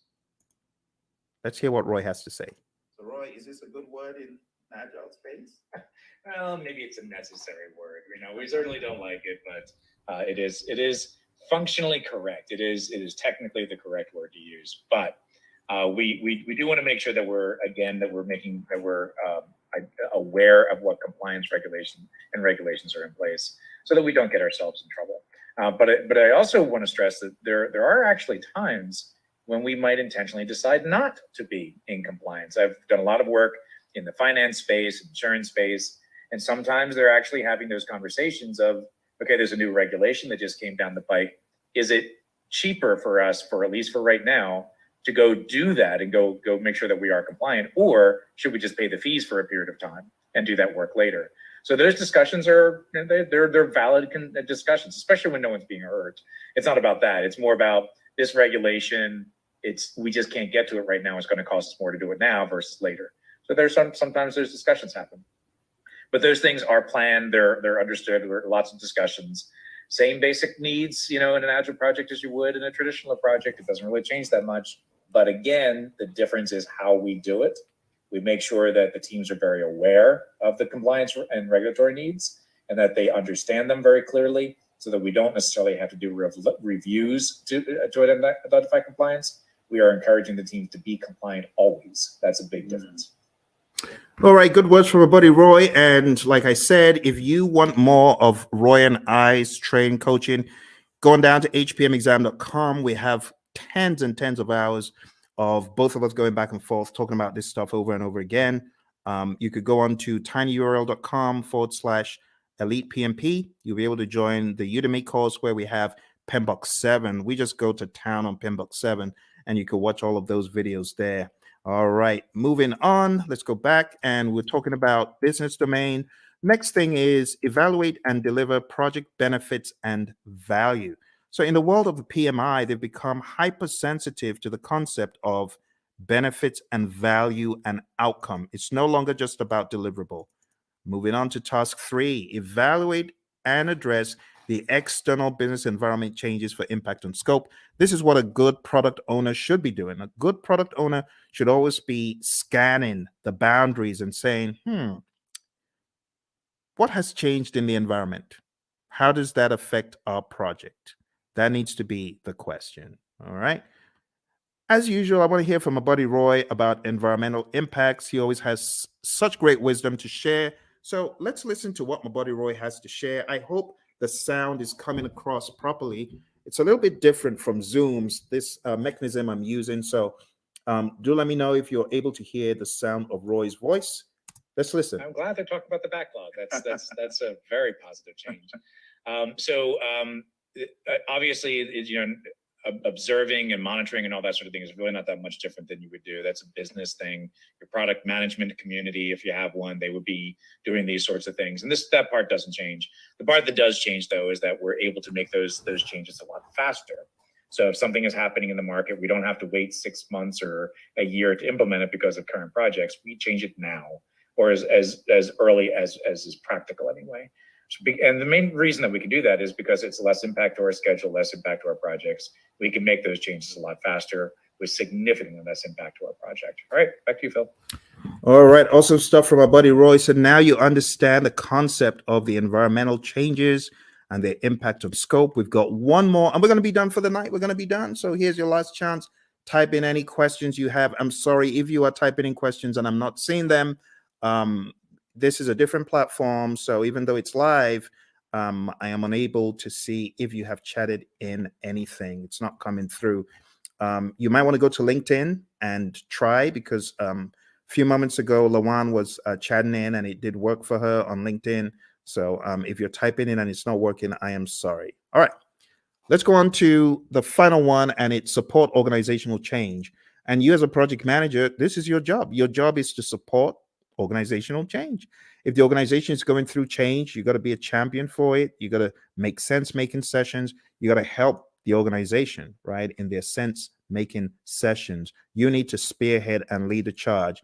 As it says here in what we have in 3.4, it says assess the organizational culture. That's number one. Number two, evaluate the impact of the organizational change to your project.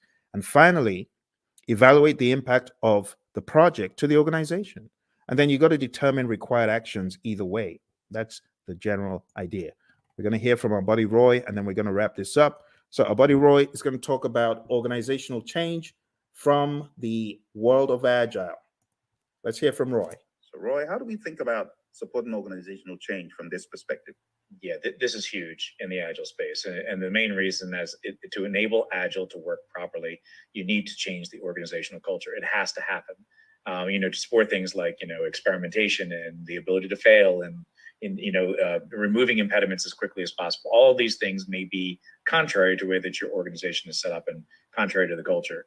So as project managers, as Scrum masters, you need to be evangelists and champions of the process and encourage that change by educating your leaders, educating your business partners, your stakeholders, making sure they really understand what this is all about.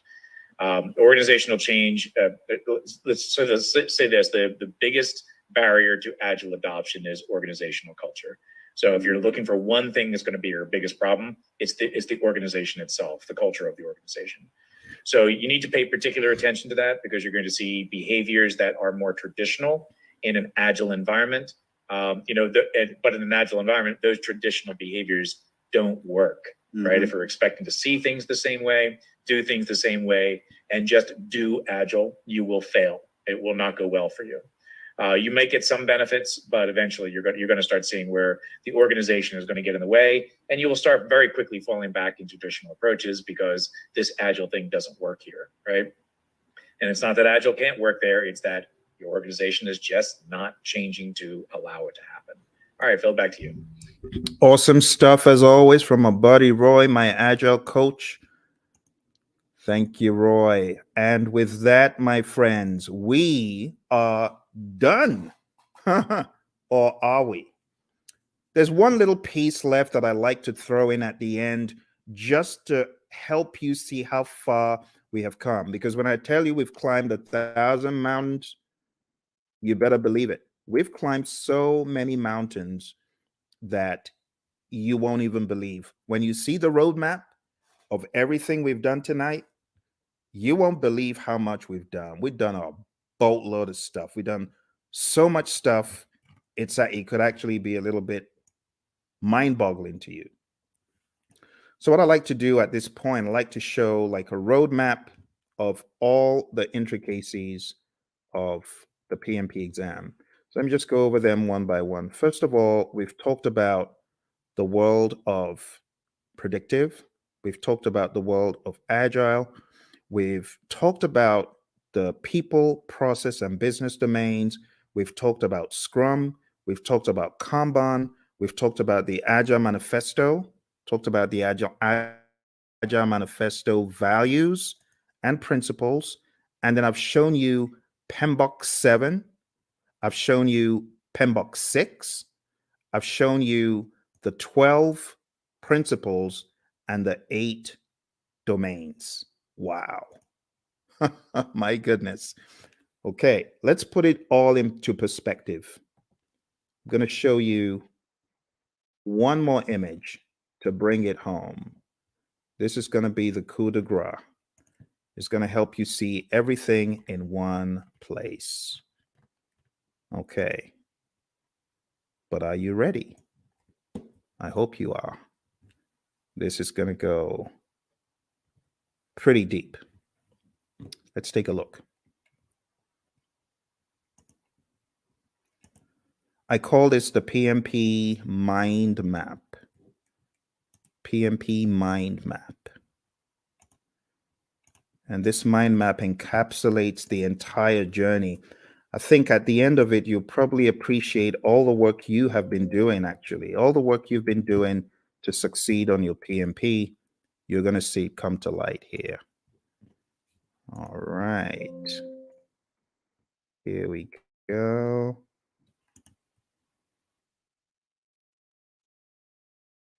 PMP mind map. You might have seen a video where I talked about this in the past, but it's always new because of the enormity of what we have done tonight. You ready? Okay. You take myself off the screen so that you can see it. All right. So we've talked about everything here in the world of Agile. See that? Let's zoom in.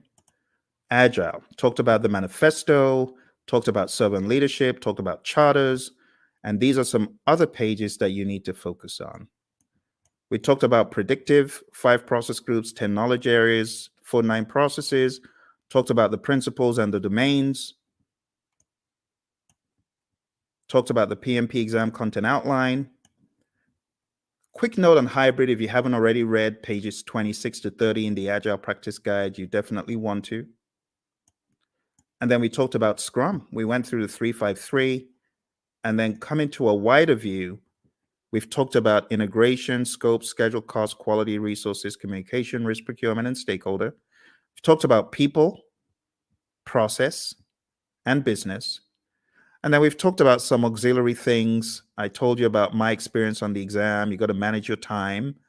I told you definitely take it at a test center. I wouldn't advise taking it at home. Bad things happen to some people who take it at home. Some people are able to escape unscathed, but trust me, when it happens, when the flying monkeys come out, it's no fun.